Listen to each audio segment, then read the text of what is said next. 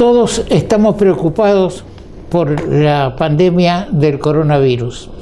Entonces, escuchamos que desde Buenos Aires, un canal de Buenos Aires, lo invitó al director del Instituto de Cardiología de Corrientes, el doctor Julio Vallejos, a que participe del programa televisivo desde Buenos Aires, un poco asombrados en mi criterio, porque se estaba haciendo alguna investigación sobre el tema de la ivermectina, me cuesta un poco decirlo.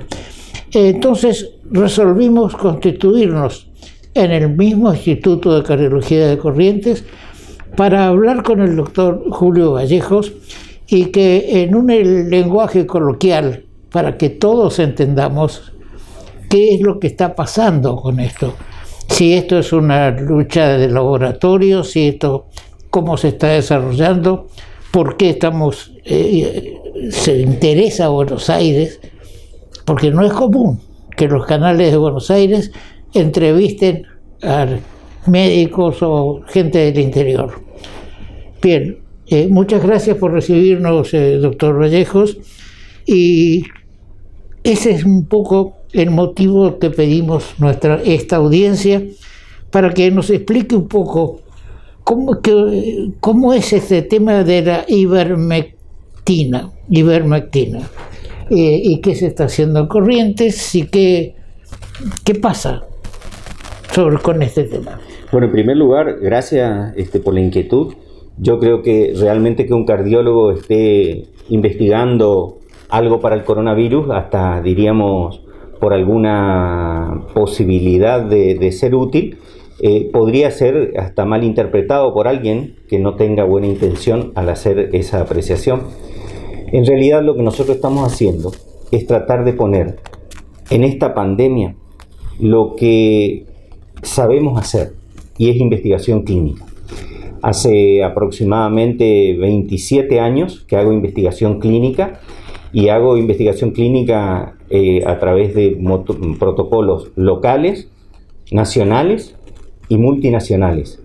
Y nuestra experiencia dentro de la institución tiene una aquilatada trayectoria, y eso es lo que nos motivó a decir qué podemos aportar en esta pandemia desde lo que nos toca.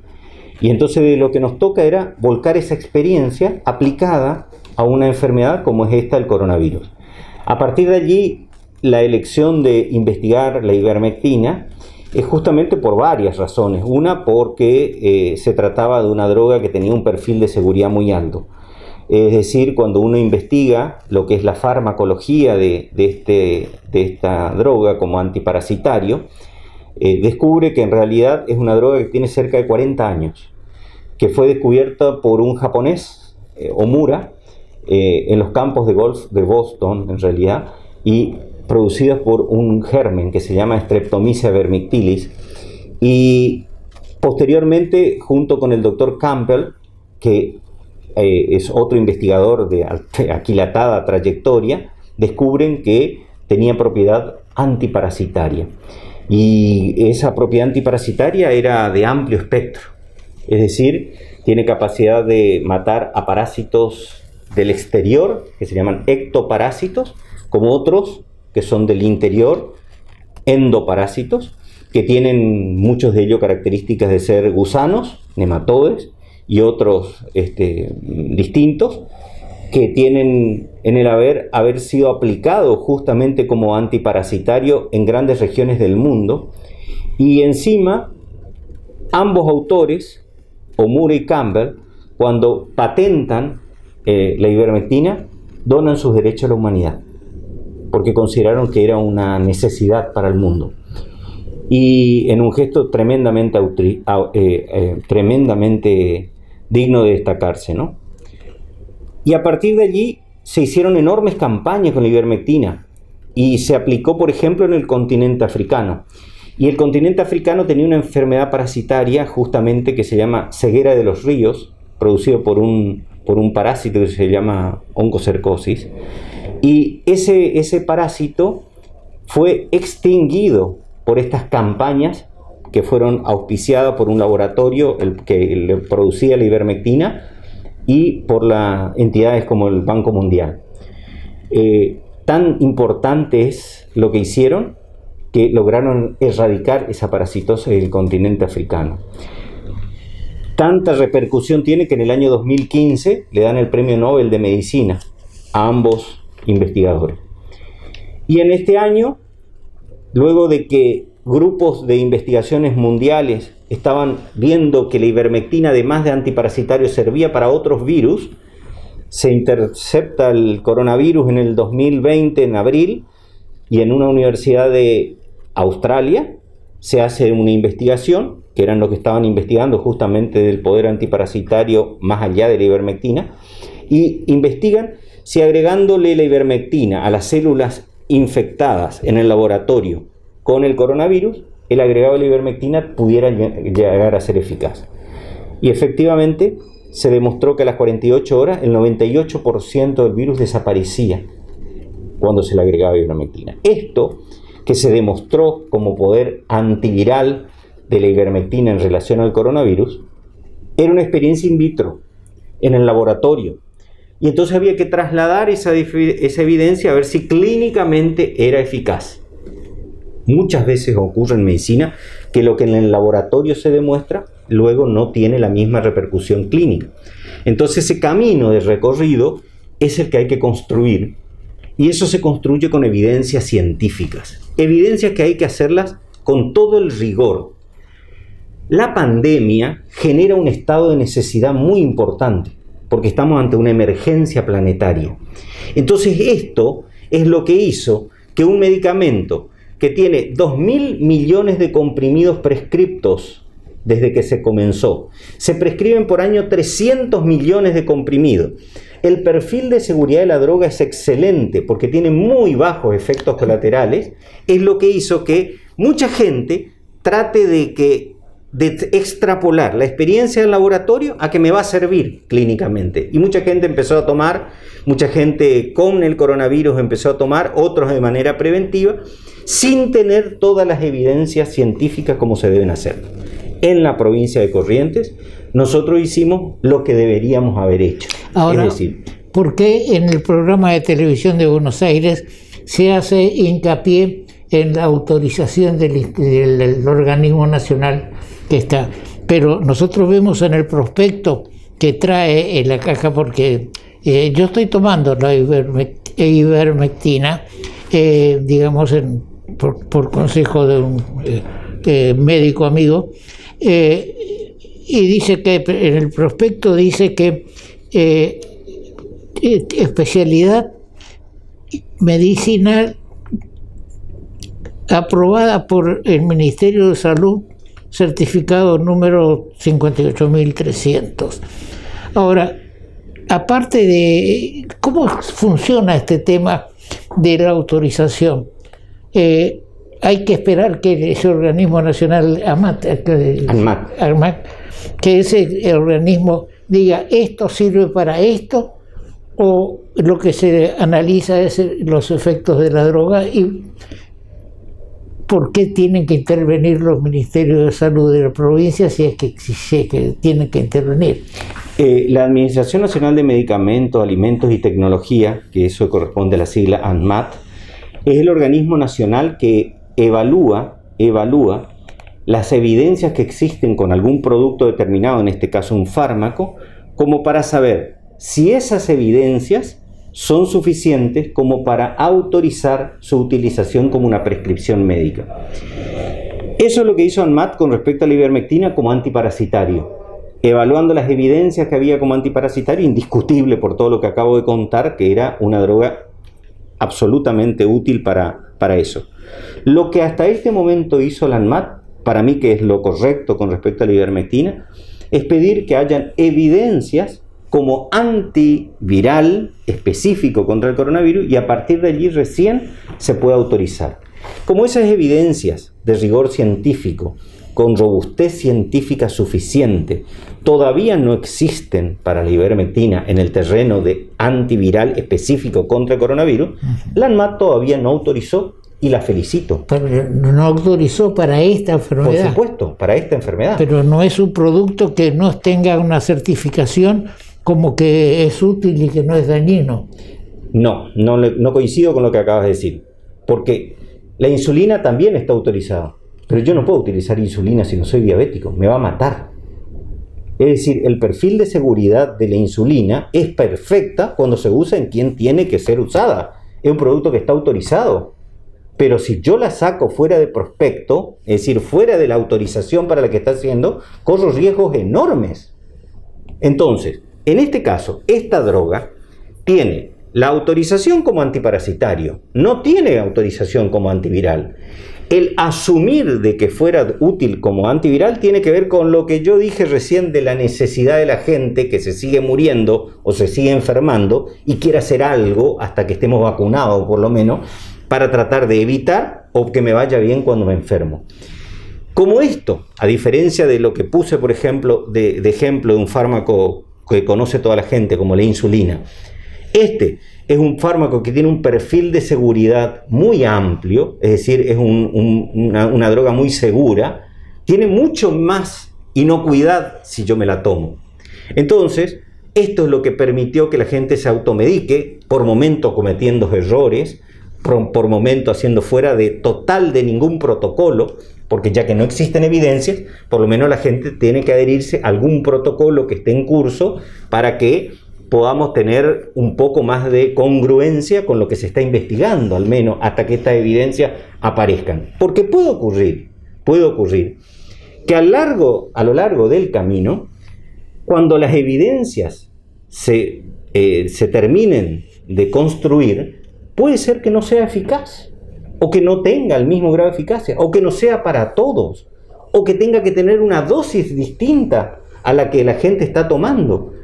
Todos esos parámetros vamos a poder realmente conocer cuando las evidencias estén construidas.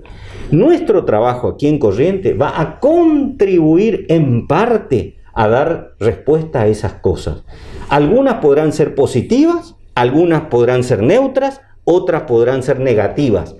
Esto es construir evidencias sólidas, científicas y honestas. Cuando nosotros tengamos el resultado final, recién vamos a poder decir qué es lo que uno puede aconsejar o decir de acuerdo a las evidencias que se construyan. Sí, en el diario Clarín de Buenos Aires plantea como que hay una competencia entre drogas y las vacunas, como diciendo que puede ser una cuestión, y yo en el programa del doctor Sin, que fue el programa de Buenos Aires, noté un poco una resistencia a a lo que se está haciendo en Corrientes, que también se está haciendo en otras provincias. Ahora, en esas otras provincias se está usando el mismo sistema de investigación que se usa en Corrientes. No. Lo que el doctor Sin está molesto, digo, en el sentido de tratando de traducir lo que ocurre, es que las provincias aprueben su utilización como prescripción médica, cosa que lo pueden hacer independientemente de lo que diga la ANMAT. Las provincias pueden hacer porque estamos en un país federal, donde cada distrito, es decir, cada provincia, conserva el poder de policía en salud autónomamente. Entonces, la máxima autoridad para definir una política de salud es el ministro de Salud Pública de la provincia y puede legislar, por llamarlo de alguna manera, a favor de lo que se haga en salud dentro del territorio provincial. Y esa es la potestad que le cabe. En consecuencia, las provincias que admitieron la prescripción de la ivermectina sin haber todavía toda la solidez de la evidencia que uno requiere, que requiere el ANMAT, la hicieron por ese principio de autonomía federal que tienen las provincias. Y eso es incuestionable. Uno puede estar de acuerdo o no, pero eso es legal, eso es permitido. Ahora, yo creo que realmente la gente necesita de alguna manera hacer algo en este momento, porque siente que la gente se sigue enfermando. Cada vez que se enferma le provoca una angustia tremenda porque no sabe dónde va a terminar. Y ni qué decir la angustia de los familiares de los 48.000 argentinos que se murieron. Sí, si las evidencias llegan tarde, las evidencias no sirven. Claro, la vacuna no le sirve a los muertos. O sea, por eso todo lo que se haga, en mi criterio, y yo soy abogado, en mi criterio, para ir investigando qué es lo que sirve para combatir el coronavirus, eso es positivo y no hay que ponerle piedras en el camino, al contrario, tiene que ser como se está haciendo acá en Corrientes, analizando, haciendo pruebas, investigando, porque no se puede esperar con esta crisis mundial que mañana tengamos vacunas para todos. Entonces hay que ir buscando nuevos caminos para eso. Ahora, ¿quién autoriza acá? El ministro de Salud. Ahora, ¿se produce este producto acá en la provincia o es que acá en los prospectos dice de que se hacen en Buenos Aires y en el sur? La ivermectina que nosotros estamos usando en nuestros protocolos dentro de la provincia de Corrientes se produce aquí en Corrientes, en el Plamecor, que es la planta de medicamento de Corrientes, que está, digamos, funcionando detrás del Hospital Juan Pablo II, en la calle Suiza. Y realmente el costo que le sale a la provincia de Corrientes la producción de la ivermectina es irrisorio, porque cada comprimido de ivermectina sale 50 centavos de peso, con el blister 2 pesos. Y realmente esto es lo que encima, además de haber dicho que es un medicamento inocuo, digamos, que tiene muy bajos efectos colaterales, que es seguro, es un elemento tremendamente económico para la provincia. Entonces, ante esa ecuación, sumada a la necesidad, es que la provincia dijo: voy a darle como una opción de prevención a los agentes de salud, y estableció un programa preventivo y compasivo para que los agentes de salud que deseaban y aceptaban, previa firma de un consentimiento informado, puedan aceptar o recibir la ivermectina dada por el Ministerio de Salud Pública a los agentes de salud que consideró el ministro ser los más vulnerables, los más expuestos al contagio, los que están en la primera línea de la trinchera, los que son indispensables, los que realmente cuando se enferma uno hace que varios puedan caer y son partes del mismo sistema de salud, y eso puede diezmar al sistema y con eso podemos hacer colapsarlo. En consecuencia, hacer algo para proteger a ese grupo más vulnerable me parecía algo lógico. Sí, uno abre el diario, lo tengo a la vista, el diario de hoy día, y lo primero que hace es ir a mirar los avisos fúnebres, porque lamentablemente nos encontramos casi a diario con gente que uno conoce, y debe haber más que no, primero que no se publican avisos que no conocemos, pero también debe haber otros que ni siquiera tienen acceso o posibilidad de hacer una comunicación. Ahora, el tema es de los costos. Hay una versión, digamos, que los costos y me salvo de la ivermectina, no sé por qué me cuesta tanto, de que la vacuna que viene de Rusia cuesta $10, pero no le está, al decir $10, no le estamos agregando el costo que significa mandar un avión a traer 300.000 unidades y ahora 200 y pico, porque el mundo está reclamando soluciones a esto. Ahora, yo no sabía que había una institución acá en Corrientes que producía medicamentos. ¿Produce algo más que Mucho más. Varios medicamentos de primera línea que se utilizan en la provincia de Corrientes, sobre todo en el sistema público, son producidos en su totalidad ahí en esa planta de medicamentos. Ahora, si uno quiere adquirir la ivermectina, porque esto es de un laboratorio, la que yo tengo acá en la mano es de un laboratorio de Buenos Aires o de Neuquén. ¿Hay acceso a lo que hace la provincia? No, no puede. Por la reglamentación no puede, ni puede vender la provincia a otras provincias. Únicamente puede usarlo dentro del sistema de salud. Es decir, que no se puede recomendar o utilizar ese sistema. Ahora, yo notaba también que hay una, digamos, como una campaña en contra de las investigaciones que se están haciendo en varias provincias y que ya hay 5 en este momento que están trabajando sobre esto. ¿Creéis que esto puede tener una solución, digamos, o tener terminado el análisis en poco tiempo, o es una cuestión que, como toda investigación médica, tiene que llevar todavía un tiempo más?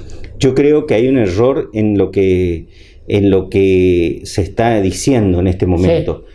No es que hay una campaña en contra de la investigación.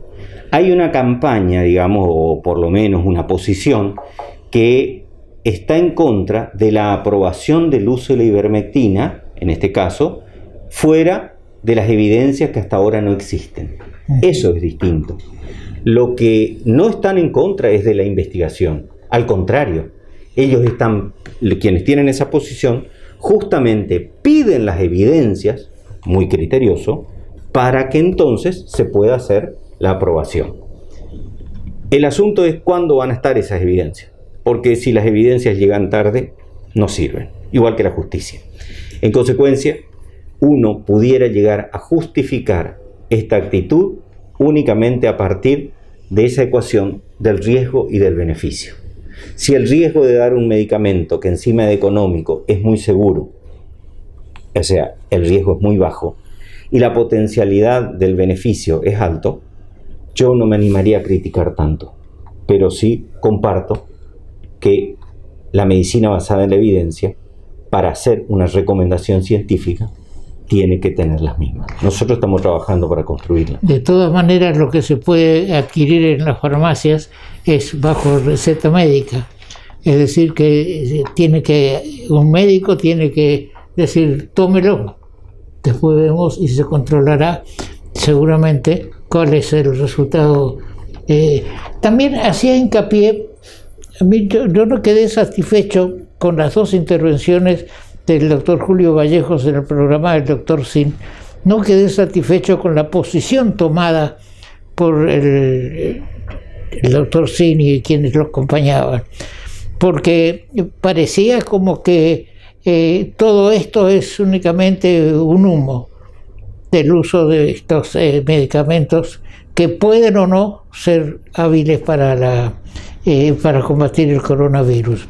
Pero lo que sí es evidente que hay que seguir trabajando sobre esto, hay que apoyar a quienes están haciendo la investigación, y ustedes están haciendo la experiencia en el personal de salud.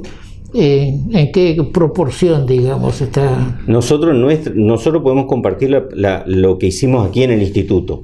874 personas que están relacionadas con la institución, que trabajan aquí, directo e indirectamente, fueron invitadas a participar todas, y de ellos el 50% aproximadamente aceptó participar del programa. Del programa, no de una investigación, del programa. De esos, los que participaron, firmaron el consentimiento, a lo largo de 4 meses solo se infectaron el 3%. En el grupo que no participó, se infectaron el 11%. Es decir, que la diferencia absoluta es de 8% y la diferencia relativa, es decir, el grupo que tomó ivermectina tuvo un 75% menos de riesgo que quien no lo tuvo. Y haciendo cálculos estadísticos matemáticos, nosotros calculamos que solamente tratando a 12 personas ya evitás que uno se enferme de coronavirus. No existe ninguna medida farmacológica que pueda tener semejante impacto si esto que nosotros estamos comentando como una experiencia, repito, una experiencia que no es lo mismo que la robustez científica de una evidencia, si esta experiencia se repite y verdaderamente fuera corroborada científicamente, que así lo es. Bien. También se hace hincapié en la parte ética de poder hacer estas evaluaciones. ¿Quién está trabajando? ¿Hay comité de ética del instituto? Tremendamente. No. Esto es muy importante porque investigaciones en seres humanos se hace bajo reglamentaciones muy estrictas. Y obviamente que para eso en la provincia tuvimos que tener la aprobación del Ministerio de Salud Pública, hacerlo con productos de Corrientes, por eso la ivermectina y el placebo que usamos se produjo en Corrientes. Y eso, además de la resolución ministerial que autorizaba la investigación, tiene que tener la aprobación de un comité independiente de ética, que en este caso fue el comité de la Facultad de Medicina de la Universidad Nacional del Nordeste, que es un comité acreditado a nivel nacional, o sea, no es cualquier comité, tiene que ser acreditado, es decir, cumplir con todos los requisitos y normativa para que pueda autorizar lo que ese comité autorice, tenga validez nacional, digamos, en cuanto a sus conclusiones. Y el comité vela fundamentalmente por todos los aspectos éticos de la investigación, principalmente por defender los derechos de los pacientes y la seguridad de los mismos. Entiéndase que si a lo largo de esta investigación hubieran surgido evidencias que hayan sido lo contundentemente necesaria como para decir que los que estaban recibiendo placebo no hubiera sido ético seguir dándole placebo, el comité hubiera intervenido y hubiera anulado la investigación. Sí, ahora también se decía en el programa televisivo de que a lo mejor los que recibieron la droga se empezaron a cuidar más que de lo habitual y que por eso son los resultados. No confundamos, porque eso tiene que ver con el programa preventivo, no es la investigación. Ajá. La investigación clínica es distinta, porque la investigación, ni el paciente ni el investigador sabe si recibe ivermectina o placebo. En cambio, en el programa, el que optó por firmar el consentimiento, esa persona estaba recibiendo ivermectina por decisión propia. En cambio, en el otro, el azar le podía determinar que toque ivermectina o que toque placebo. Es distinto.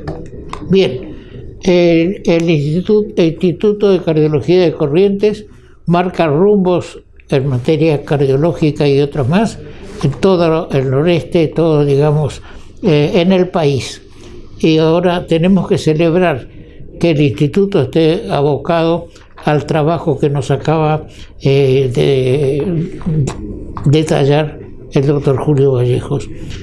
Y tenemos que apoyar al instituto y al Ministerio de Salud para que podamos seguir adelante, ya sea con este producto o con otro, pero tenemos que seguir alentando la investigación, porque si no, no podemos estar sentados esperando que la vacuna, que no todas tampoco son eficientes o en un alto grado, estar esperando porque, la pandemia nos va ganando del tiempo. Muchas gracias, doctor Vallejos, y quedamos, como siempre, a disposición para tratar de informar a la opinión pública sobre cómo se está desarrollando este tema de la ivermectina.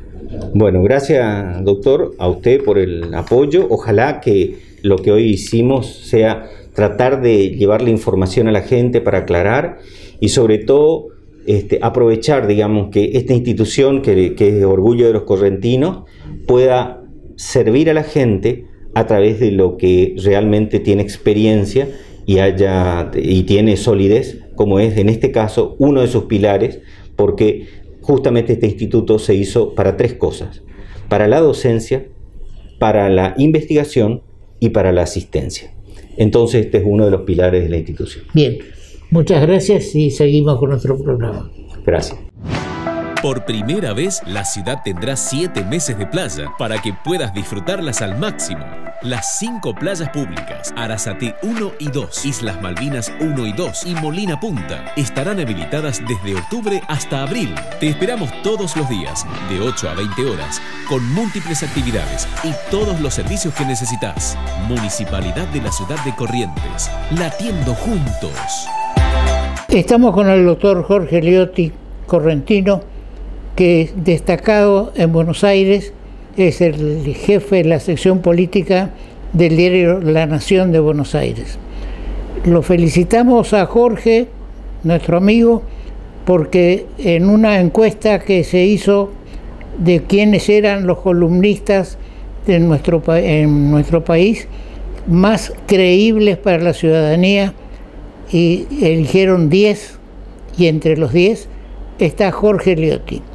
Es un éxito para Jorge, que hace tiempo está radicado en Buenos Aires, haciendo lo suyo, ser columnista y emitir opinión sobre la situación política de nuestro país. Vamos a preguntarle cómo está el tema de las PASO, que está discutido en el país. Acá en Corrientes no tenemos elecciones de PASO, no hay ley provincial. ¿Cómo ves vos el panorama de las PASO en el país? Bueno, este es un tema que está en plena discusión dentro del oficialismo, donde hay dos posturas contrapuestas. La idea de suspender las PASO es una iniciativa de los gobernadores que le plantearon al presidente Alberto Fernández en una comida en la Quinta de Olivos a fin de año, esta idea con el objetivo supuestamente de que con la pandemia no era conveniente juntar tanta gente en dos ocasiones, para las PASO y las generales, y también por el costo que implicaba. En realidad, en el fondo, hay una cuestión política, que es que sin PASO los gobernadores se garantizan mayor, digamos, fluidez en la designación de los candidatos y de las listas, y esto es resistido por un sector del kirchnerismo duro, sobre todo de la Cámpora, que al contrario quiere utilizar las PASO para poder ir ubicando gente de su espacio dentro de las listas provinciales. El presidente les dio un guiño a los gobernadores, le dijo que estaba de acuerdo conceptualmente, pero que fueran ellos los que impulsaran el proyecto. De hecho, lo presentaron, quedó en el Congreso, esto se presentó justo antes de fin de año. Todavía es un poco incierto qué va a pasar en el Congreso, porque allí se supone que si todos los gobernadores están de acuerdo y los legisladores responden a esta mirada de los gobernadores, debería ser aprobado, pero no está tan claro por esto que digo. Me parece que hay algunos actores que no están expresando públicamente su negativa a suspender las PASO, entonces todavía es una cuestión en discusión.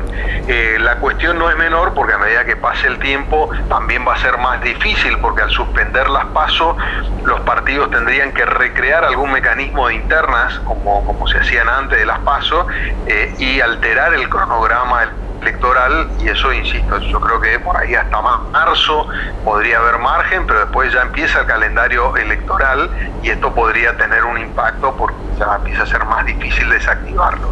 Yo creo que todavía no está cerrada la discusión.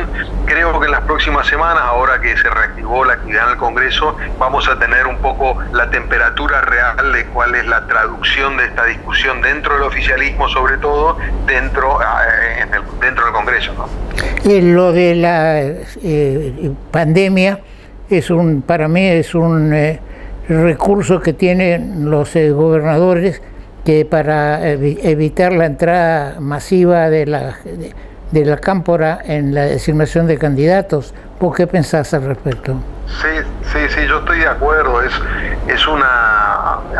Lo presentan como un planteo preeminentemente sanitario y económico, pero tiene en realidad un sentido político. De hecho, es muy curioso que la gran mayoría de los gobernadores hayan salido a expresarse, ya sea en público o en privado, para suspender las PASO. Está claro que ellos lo que quieren es evitar una especie de puja interna anticipada. Las PASO le permitiría a la Cámpora puntualmente disputar con listas alternativas los espacios dentro de las estructuras de las listas provinciales, ¿no? Se supone que acá la discusión principal se va a dar por el tema de las listas a legisladores, entonces ahí hay una puja muy grande, no está resuelta, pero claramente es un sentido político, ¿no? Sí, el tema va a decidirlo provincia de Buenos Aires, que tiene una cantidad, un 40% de los legisladores nacionales, 40% o más, y digamos, sí. No, es que ahí no está claro cuál vaya a ser la postura. Me da la impresión de que va a haber dentro del oficialismo hay un alineamiento no solo por provincias, sino por, te diría, corriente interna dentro del oficialismo. O sea, los que son más pejotistas o peronistas clásicos o responden a esa línea, los que son más cámpora dentro de provincia también están de los dos grupos, ¿no? Entonces yo calculo que van a tratar de unificar posturas. No sería bueno que el oficialismo emerja dividido en un tema tan sensible como este, ¿no? Sí, el problema sanitario se repite también con el cobro de los salarios y de las ayudas, que hay una gran concentración de gente en los bancos en los días de pago. Es decir, que no es una cuestión que no se pueda solucionar. Acá en Corrientes, por ejemplo, se pagan sueldos y adicionales por los dos números de determinación de los DNI. También se puede hacer algo parecido con horarios, es decir, si hay voluntad de hacer las PASO, se puede encontrar caminos para evitar las aglomeraciones que están usadas con un sentido político. Sin duda, también se podrían desdoblar los días. O sea, hay una serie de mecanismos para evitar por lo menos la parte, los planteos sanitarios que se hicieron o se están haciendo. Después está la cuestión económica, que es un tema que históricamente, esto hay que decirlo también, también el macrismo en su momento amenazó o evaluó la posibilidad de levantar las PASO con motivos económicos. Es siempre el argumento. La realidad indica que las PASO siempre benefician más a la oposición que al oficialismo, o a los oficialismos, porque el oficialismo en general se ordena dentro del ejercicio del poder. La oposición, en cambio, en general está más dispersa y la PASO lo ayuda a ordenar. Entonces, en general, los oficialismos tienden a tratar de evaluar la posibilidad de suspender las PASO con el argumento económico. Este año se sumó el tema de la pandemia, pero es un clásico, insisto, lo evaluó el kirchnerismo, lo evaluó el macrismo y ahora otra vez, digamos, el kirchnerismo. O sea, es una tentación permanente, de alguna manera también no solamente para evitar las internas propias, sino para neutralizar una herramienta que para la oposición le viene bien para ordenar sus cuestiones internas. Sí, si tomamos en cuenta el dinero que se destina a la ayuda social, digamos, no sería comparable con un elemento fundamental de las democracias, que es la consulta al pueblo, es decir, elecciones periódicas, porque se ha aumentado nuevamente a más de 600 millones diarios la ayuda que se da desde el Ministerio de Bienestar Social. Sí, y sobre todo yo creo que también hay una cuestión institucional que no es bueno que se esté de alguna manera manoseando un instrumento electoral que es relativamente nuevo, no lleva mucho tiempo, que tiene que consolidarse como herramienta para que la gente y los partidos se acostumbren a resolver sus cuestiones internas. Si lo suspendés, hay un riesgo de que después la terminen sacando definitivamente. Sí, yo creo que hay que mejorarla, ¿no?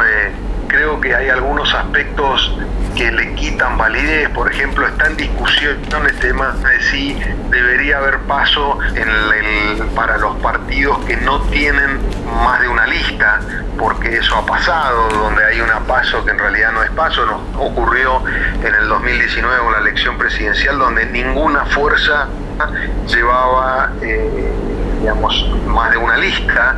Ahí empieza a haber un problema, yo creo que tiene que ser abordado. Y después otra cuestión que yo creo que estaría bien modificar es que en el caso de las elecciones presidenciales, la conformación de la fórmula o del binomio se pueda modificar en función del resultado de la PASO. ahora es muy rígido ese sistema, entonces uno ya tiene que presentar candidato a presidente y vice, y eso después de la PASO no se puede modificar. Y en realidad eso no estaría mal, por ejemplo, que el candidato que perdió la PASO pueda ser el candidato a vicepresidente del que ganó. Entonces yo creo que hay aspectos que se pueden flexibilizar un poco, porque o si no aparece esta idea de que las PASO no resuelven o no sirven o demás. Pero bueno, en todo caso una discusión distinta a la que está planteándose ahora, ¿no? Sí, indudablemente va a ser una... Acá en Corrientes, por ejemplo, no hay una ley que establezca las PASO para los cargos provinciales ni para gobernador de la provincia, pero sí se está entre los senadores que terminan su mandato, está Corrientes, y entonces se eligen los tres, los tres senadores, 2 por la mayoría y 1 por la minoría. Yo creo que en estas elecciones no va a haber un cambio muy fundamental en la composición del Congreso, que en el Senado podrá haber un cambio de 1 o 2 de un lado o de otro, pero que el oficialismo no va a perder su mayoría, no logrará los 2/3 tal vez, pero va a tener su mayoría. Y en diputados también, porque tenemos que tener en cuenta de que los diputados que cesan ahora fueron electos en un momento especial del gobierno de Macri, que entonces era exitoso, hace 4 años, ¿no? Sí, yo creo que en el Senado efectivamente no va a haber una modificación, ni en el sentido de que pierda la mayoría, ni en el sentido de que logre los 2/3. O sea, la situación del oficialismo va a quedar igual. En diputados es un poco más complejo.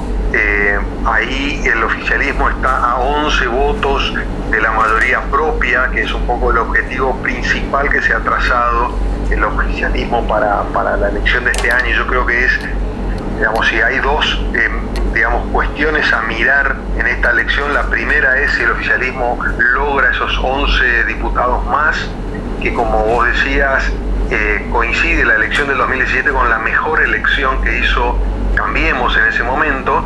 Entonces hay un riesgo objetivo de que quede la mayoría con quórum propio para el oficialismo. Yo creo que ese es el principal dato que hay que mirar en la elección de este año. Y después el otro, como siempre, es la provincia de Buenos Aires, que tiene un peso propio que hace que la atención esté puesta ahí esencialmente. Pero es muy importante lo que pase en la Cámara de Diputados, porque eso sí, yo creo que va a ser un cambio cualitativo en términos de gestión de gobierno. Si el oficialismo tiene mayoría en las 2 cámaras, es un escenario distinto al que vimos en esta primera etapa del gobierno de Alberto Fernández, donde en diputados cayeron varias iniciativas que no contaban con el apoyo opositor. Si el oficialismo tiene mayoría propia, bueno, el Congreso naturalmente sería un tránsito mucho más fluido para sus iniciativas, ¿no? Sí, pero llama la atención la posición que tiene el presidente de la Cámara de Diputados, que tiene sus diputados que le responden en cuanto a la posibilidad de una ley de amnistía y demás. Es decir, que en unas PASO puede llegar a discutirse a qué sector del oficialismo se van a corresponder la mayoría de los diputados que se elijan. Yo creo que ahí, Horacio, me da la impresión de que va a llevar, Cristina y la Cámpora van a tener un nivel de incidencia muy superior, que le darán algunos lugares al masismo y algunos lugares, algunos referentes más cercanos a Alberto Fernández, pero yo creo que el gran proyecto político dentro del oficialismo es la Cámpora. El resto tienen proyectos más marginales. Alberto Fernández se ha resistido a construir un espacio propio dentro del oficialismo. Él entiende que él es el garante de la unidad de lo que hoy es Frente de Todos, no quiere crear una facción propia.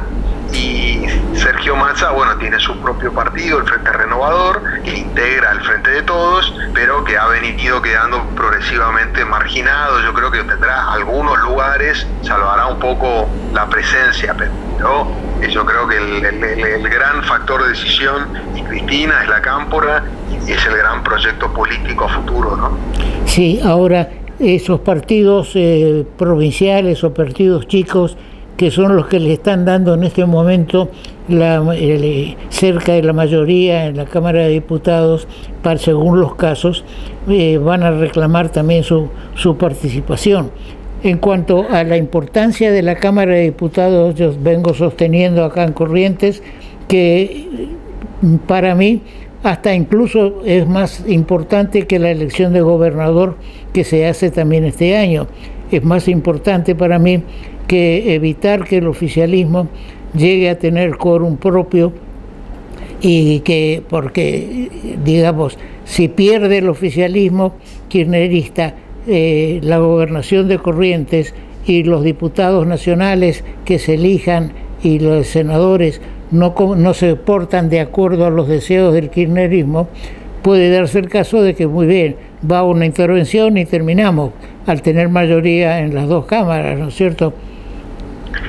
Sí, a ver, la experiencia indica que cuando el kirchnerismo tuvo mayoría en las dos cámaras, no utilizó esas mayorías virtuosamente, ¿no?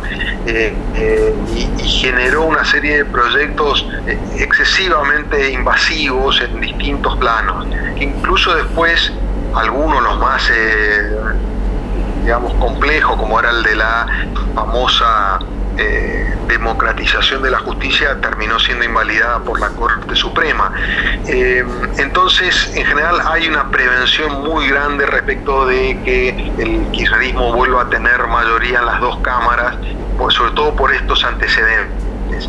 También porque hemos visto en este tramo, en realidad también hay una cuestión allí, que es la enorme incapacidad del sistema político argentino para lograr algún tipo de acuerdos sustanciales en proyectos importantes entre oficialismo y oposición. Le pasó a Macri, que sufrió la minoría en las dos cámaras del Congreso, que prácticamente no podía aprobarla, y le costó muchísimo lograr consensos, y ahora de alguna manera le pasa también al peronismo, porque los diputados que le faltan, sacando algunas circunstancias en las que logra tener el apoyo de algunos legisladores o bloques intermedios, no puede acordar con la oposición.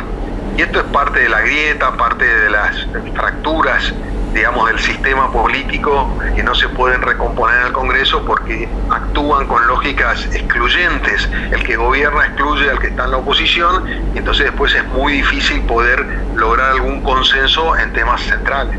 Sí, también va a jugar en estas elecciones lo que ocurre en Formosa, lo que está ocurriendo en Formosa. Pero bien, no queremos distraerte más en tus vacaciones merecidas, y te volvemos a felicitar por ser uno de los columnistas, de los 10 columnistas creíbles para la ciudadanía. Eso es muy importante para tu carrera, que la vemos muy positiva, y desde ya te estamos felicitando por tu presencia como columnista del diario La Nación. Esperamos seguir conversando en otro momento cuando termines tus vacaciones, y que podamos conversar por otro medio. Bueno, excelente, gracias, te agradezco mucho, y por supuesto a disposición para volver a charlar. Bien, hasta pronto. Ayer, hoy y siempre. El Banco de Corrientes. Los de la generación a la cual pertenezco estamos siempre pendientes de aprender algo más en esta era de los sistemas electrónicos, las conexiones por correo, por las conexiones por fax, y entonces invitamos a la licenciada Sofía Vallejos, que es profesora precisamente de la carrera de posgrado de una licenciatura en sistemas, y también es concejal de ERI, de Encuentro Liberal, en la capital. Bienvenida a nuestro programa, Sofía. ¿Y desde cuándo estás como docente en la Facultad de Ciencias Exactas? Muchas gracias, doctor. Gracias por la invitación a su programa y que podamos conversar. Un gusto. Soy profe de la universidad hace mucho, digamos, hace más de 10 años, en el sentido de que empecé con una inscripción, después seguí los pasos que hay que continuar, pero mi vocación, y ahí fue donde descubrí que mi vocación es la docencia. Eso años después me llevó a estudiar una formación docente por la necesidad de poder colaborar con mis estudiantes. Vi la necesidad de hacer una formación docente, años posterior lo hice, y esa vocación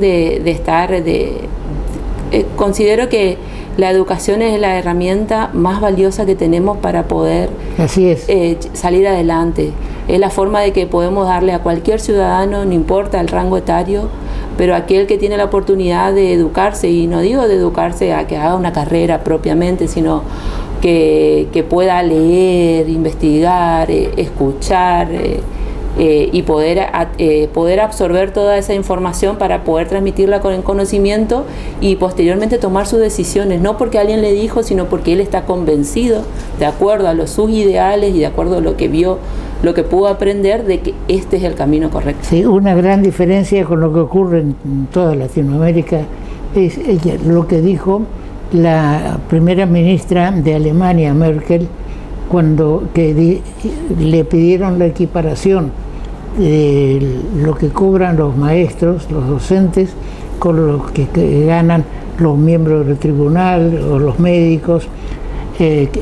Para ella el mejor, digamos, el sueldo mayor en Alemania es el de los docentes.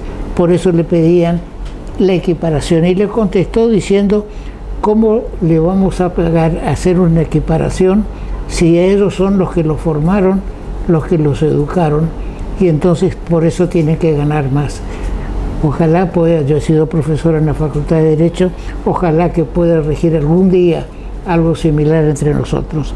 Ahora, ¿cómo funciona? Hay un instituto de... Claro, en mi caso, hasta que salí electa concejal, que fue en el 2019, en donde mi espacio político, el Encuentro Liberal, me propuso como candidata, en ese momento que propuso a jóvenes. La idea era que el Consejo formemos parte de jóvenes. O sea, nuestro presidente del partido, el doctor Perucho Casani, pensó en nosotros, en los jóvenes, para ponernos como candidato. En ese momento ejercía mi docencia y mi trabajo como informática, que ahora mi trabajo como informática lo tengo dejado de lado, pero para poder dedicarme de lleno a mi rol hoy como concejal y seguir militando dentro de mi espacio político y acompañando a los jóvenes, que es lo que estamos haciendo nosotros puntualmente, el sector en el cual estoy, desde Eli, que es por un pedido puntual de Perucho, que él quiere estar en contacto con los jóvenes y sabe que nosotros somos su vínculo. Cuando él no puede estar presente, estamos nosotros. Sí, ahora fuiste electa en el 2019. Es decir, que tenés 2 años más de mandato. Así es. En este momento. Mi primer año de mandato fue muy particular porque jamás hubiera pensado que nos iba a tocar una pandemia. Entonces, en ese año, siguiendo lo que es mi profesión y los ideales que tenemos en Eli, que trabajé en proyectos relativos a lo que es género, porque con respecto a perspectiva de violencia de género, y en temas con respecto a educación. Nosotros en Eli tenemos 3 pilares, que es el ambiente, la cultura y la educación. Y dentro de ello trabajamos transversalmente con temas con respecto a jóvenes y la mujer, sobre todo la mujer. Entonces, por eso lo que primero hicimos con el equipo de trabajo es interiorizarnos qué podíamos nosotros mejorar y acompañar para darle las herramientas necesarias al municipio de poder gestionar con temas referidos, por ejemplo, a género, que fue que presentamos un proyecto de la licencia por violencia de género. Lo que hicimos fue modificar una ordenanza que en ese momento lo que hacía era solamente le daba 5 días a la víctima, sin darle otra contención. En ese momento no era un tema que por ahí era hasta inclusive tabú, a lo mejor en ese momento, y ahora conociendo y viendo las problemáticas que se presentan, lo que hicimos fue mejorar a ese proyecto, en donde la mujer no necesita tener una denuncia para poder solicitar esta licencia. También es concientización para acompañar, porque el municipio cuenta con una dirección de género que le da contención. Entonces lo que queríamos con esto es acompañar a la gente municipal. acompañar, porque hay muchos casos que inclusive su pareja o el victimario está trabajando con ella. Entonces este proyecto contempla de que ella no pueda ser trasladada en el caso de que salvo que ella lo requiera, se puede trasladar, pero si no, no. En el caso de que no pueda perder su trabajo porque ella necesita un tiempo, porque psicológicamente no está estable para poder ir a trabajar. Hay una serie de cuestiones que hoy en día con estadísticas e índices sabemos por lo que pasa a la mujer. Ahora, está comprobado, no es que es algo que se dice nomás. ¿Eso rige la municipalidad únicamente? Eso sí, es solo para las agentes municipales. Sí. Ahora, y si la violencia de género está al revés, es el hombre el que recibe la violencia de género, porque también lo hay, ¿no? Claro, también lo hay, pero en este caso es para la mujer. Para la mujer únicamente. Para la mujer, sí. Bueno, vamos a tratar entonces de ser incluido también el personal. Bien, ahora, ¿formas parte de alguna comisión o de varias comisiones? Sí, de varias comisiones. En realidad, lo bueno es que como somos un equipo ensamblado dentro de lo que es el bloque, trabajamos en conjunto en varios temas. Si por ahí no estoy puntualmente, por ejemplo, en género, en la comisión de género no estoy. No estás. No estoy. A pesar de haber presentado la mayoría de mis proyectos son con respecto a género. No estoy, pero al estar mis compañeras, es lo prácticamente que esté, porque uno puede presenciar, trabajamos juntas, la mejoramos, digamos. Eso es muy bueno, que trabajamos como un gran equipo, entonces todo es más fácil. A mí me acompañaron mucho porque fui la nueva, digamos, dentro del equipo. Entonces, la verdad que hay comisiones que no estoy, pero a la vez no estoy en papeles, pero estoy presencialmente en las reuniones, en los trabajos cotidianos. Sí, bien. También tenemos información sobre tu presencia en el Instituto de Formación Docente. Ahora, dentro del esquema partidario, ¿estás desarrollando alguna función en este sentido? Nosotros, desde la juventud, como toda hormiga, somos muy inquietos. Muy inquietos. El año pasado le presentamos a nuestros diputados de ELI un proyecto de la Ley de Juventudes, que lo que hicimos en ese proyecto, que ya está, que se presentó, ese proyecto lo que contempla es todas las necesidades que tienen los jóvenes hoy en día. Hay muchos jóvenes que no tienen la oportunidad de trabajar no tienen la oportunidad de estudiar porque tienen que salir a trabajar o porque fueron tempranamente padres. Entonces nosotros hicimos reunir todas las inquietudes que tienen los jóvenes en un rango etario y lo plasmamos en un proyecto que le presentamos a la Cámara. Eso fue una de las cosas trascendentales que hicimos. Y ahora estamos preparando cursos virtuales para capacitar a los jóvenes para que tengan inserción laboral con respecto a las nuevas tecnologías. Esto que hablaba usted al inicio, de que uno hay que transformarse, y sobre todo con lo que evidenció la pandemia, que sin la tecnología uno no puede salir adelante, y fue la que permitió también de que haya clases. Hoy en día, si bien hay sectores que no pudieron acceder, ya sea porque no tenían acceso a los dispositivos o a internet, pero muchos sí pudieron seguir aprendiendo. Entonces nuestra idea es brindar capacitaciones en cuanto a desarrollo de páginas web, lo que es gestión de proyectos, herramientas colaborativas, todo lo que tenga que ver con nuevas tecnologías para jóvenes que le permita una inserción laboral rápida. Hoy el mercado subió mucho en todo lo que es el teletrabajo, home office de los hogares. Entonces ofrecerle herramientas donde ellos puedan insertarse en este mercado para poder trabajar. ¿Eso lo están haciendo desde la juventud de ELI? Las inscripciones van a salir la semana que viene y nosotros ya vamos a empezar, la segunda quincena de marzo empiezan todas las capacitaciones. Y después seguramente vendrá el momento de la elección de los representantes de ELI en el gobierno, ¿no es cierto? Sí, claramente hay tiempos unos electorales que hay que llevar adelante, pero nosotros, como siempre, o sea, cuando hablamos con Perucho, que es nuestro presidente, que él siempre nos escucha y la verdad que él nos acompaña y nos deja que nos equivoquemos también. Eso es algo que él nos dice: sabía que esto por ahí va a venir, pero yo quiero que ustedes aprendan, y a veces uno aprende también de los errores. Nosotros con él no estamos focalizados puntualmente en un candidato, porque así fue en mi caso, hablo puntual, cuando fui propuesta por el partido para ser candidata, nosotros estamos más pensando en ver cómo podemos acompañar y sobre todo a los jóvenes, porque los jóvenes fue un problema. Todos hablamos por ahí de lo que fue la educación, que en mi caso estoy convencida que sí hubo clase, que se llevó adelante siempre y cuando se contaban con la herramienta necesaria, pero también hubo un rango etario de jóvenes que no estaban estudiando, que no tenían trabajo, que no sabían qué hacer.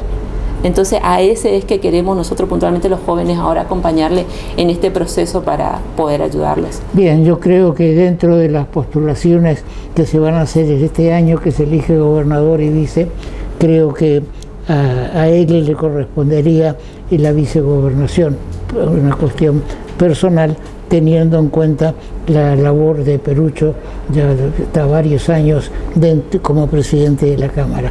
Bien, Sofía, ha sido un gusto de tener un representante de Eli en nuestro programa, y bien, te dejo un encargue. Bueno. Que la igualdad de género también sea para los hombres, Bueno, porque hay mujeres que castigan. Claro, esto es, digamos, lo de que sería violencia familiar, también está contemplado en otra ordenanza, pero le prometo que me voy a sentar a ver si hay algo que se pueda actualizar. Bueno, muy bien. Gracias. Un gusto, y seguimos con nuestro programa. Gracias. Con estas 3 intervenciones finalizamos el programa de la fecha. Será hasta nuestro próximo programa.